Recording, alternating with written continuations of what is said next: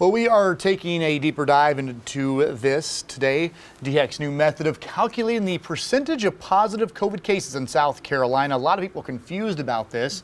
They announced this week that it would switch from a people over people method to a test over test method. So what in the world does that really mean? Well, all of us are asking the same thing, and we're getting some answers today. Yeah, after DHEC's announcement, South Carolina's state COVID positivity rate actually dropped to around 10%, despite weeks when it was in that 20%, even 30% range. Fox Carolina's Matt Kaufax spoke one-on-one with a COVID mitigation expert at Clemson University and joins us live from the Greenville County Health Department. Yeah, well, Tori, Cody, this is a story that deserves a deep dive, if any does. The biggest misconception that medical experts tell me has come about in the last day or so since DHEC made that announcement where they changed the calculations is that because the positivity rate in the state is so much lower, people are starting to think that the COVID situation must be drastically better. They say this dip doesn't really reflect what is going on the ground with the virus and that we cannot let our guards down right now.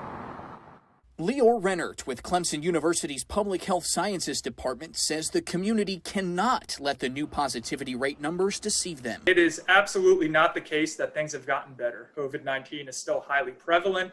We still need to do our due diligence with social distancing and mask wearing. He says DHEC's new method of calculating the percent positive will help their numbers align better with the CDC, but that there's really no correlation to what's happening on the ground with the virus. The test over test method no longer breaks this down at the individual level. Rather, it's at the test level. If you're still confused by all of this, here is what that means.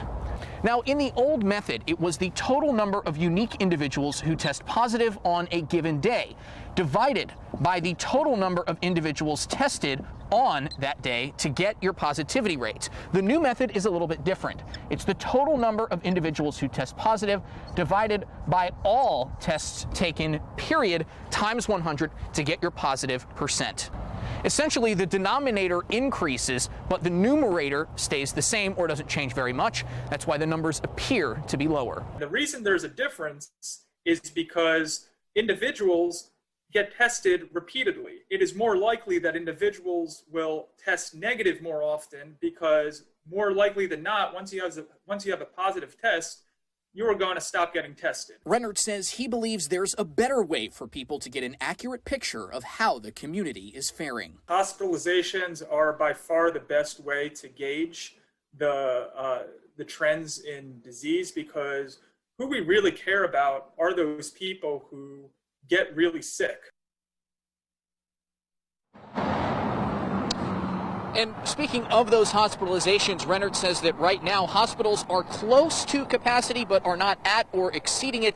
He says that is an encouraging sign. He says another decent sign is the fact that South Carolina has dipped from reporting in excess of 4,000 or 5,000 cases of COVID-19 per day. He says that needs to hold. We should monitor that very closely, but things could get out of control with this virus because of how contagious it is. We just need to keep our eyes peeled to the future and get vaccinated going forward.